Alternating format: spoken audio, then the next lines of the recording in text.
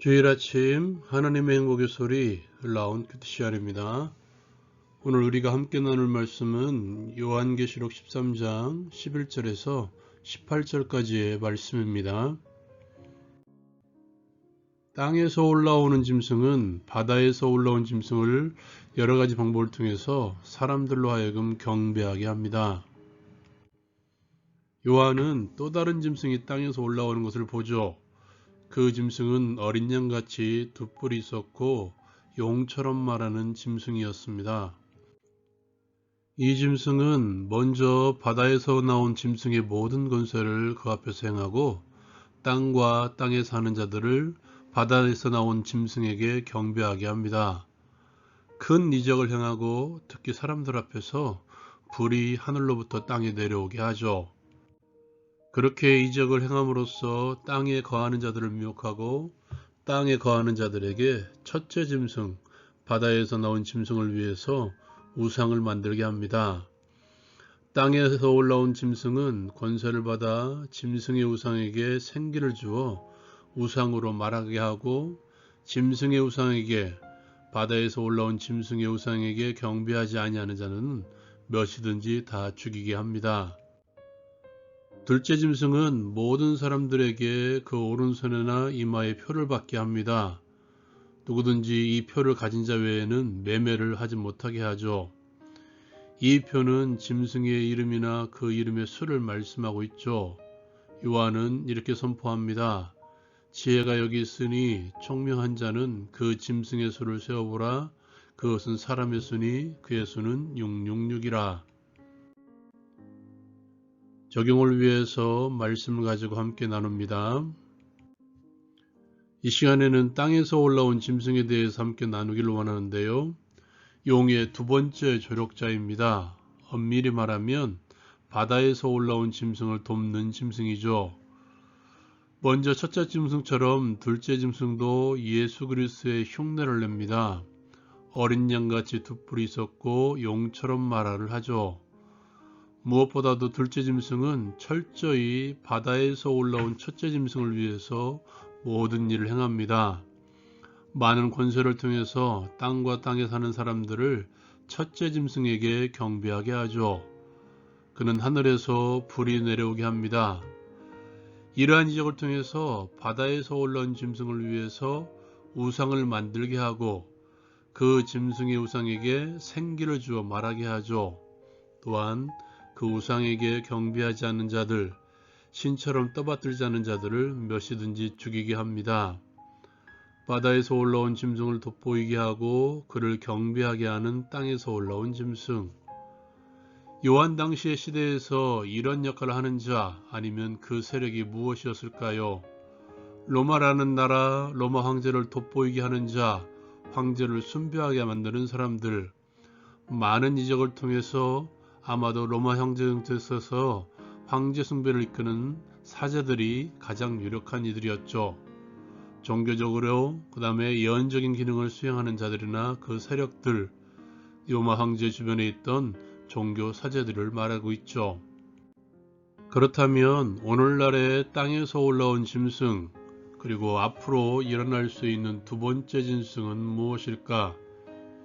추측해 볼 수 있는 것은 둘째 짐승은 거짓 그리스도를 세워놓고 큰 기적을 통해서 거짓 그리스도를 섬기게 하는 자라는 것이죠. 어쩌면 교회와 무관한 사람이 아니라 교회와 연관지어진 사람일 수도 있다는 것이죠. 무엇보다도 그 또한 어린 양같이 두 뿔이 있는 짐승이라는 것이죠.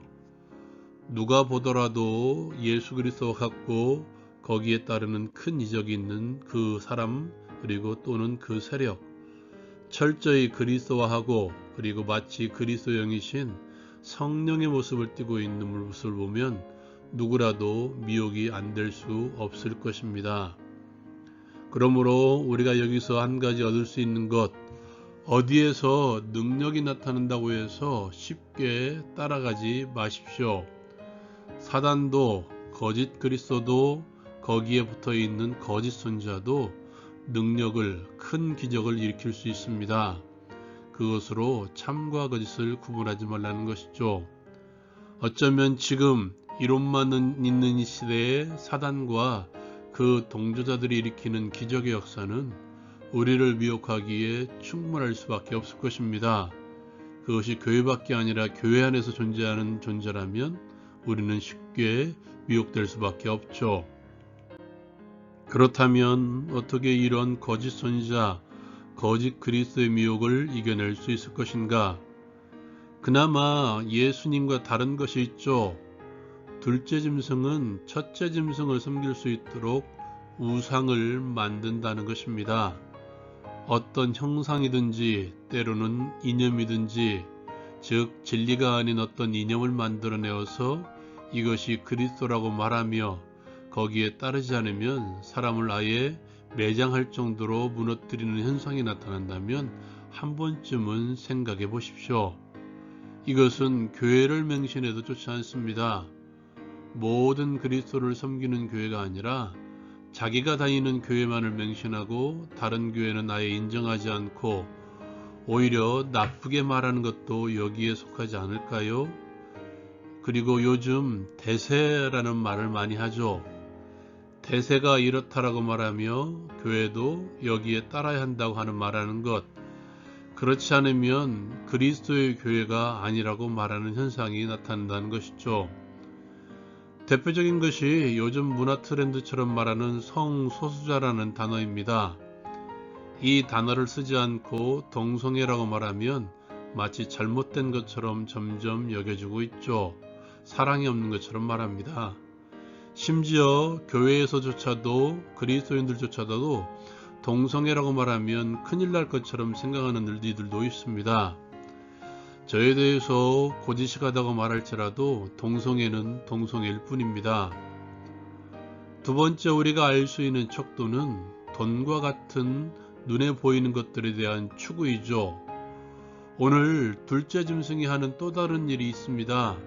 사람들로 하여금 오른손이나 이마에 표를 받게 하고 표가 없는 사람들은 매매를 하지 못하게 합니다.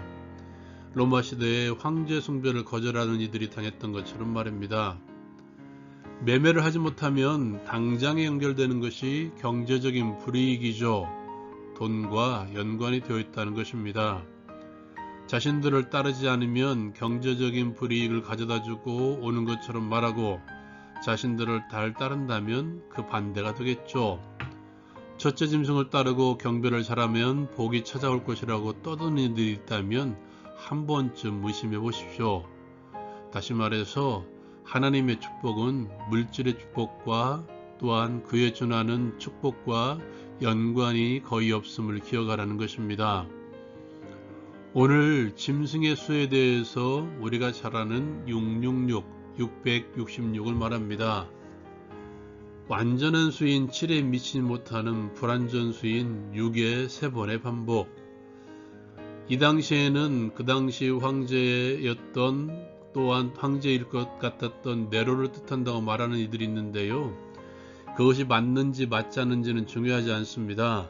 중요한 것은 그리스도처럼 그리스도를 섬기는 선지자처럼 흉내를 낼 수 있지만 그들은 반드시 실패할 것이라는 사실입니다. 그러므로 그것을 따르지 않을 때 내가 도태될지라도 때로는 경제적인 어려움이 찾아올지라도 주를 믿는 주의 말씀에 대한 분명한 증언, 하나님의 뜻에 대한 입증이 있는 것을 따르라는 것입니다. 결국 우리의 신앙의 근간은 진리이신 예수 그리스도와 그분의 말씀밖에 없습니다. 눈에 보이는 것만 따르고 판단하지 않게 하옵소서. 때로는 말씀에 순종함으로 도태되고 불이익이 따를지라도 오직 진리 되신 예수만 바라보며 나아가게 하옵소서. 예수님의 이름으로 기도합니다. 아멘. 오직 주의 말씀만이 영원합니다. 설사 눈에 보이는 것이 없더라도 말씀만 믿고 순종합시다. 라온 큐티 마칩니다.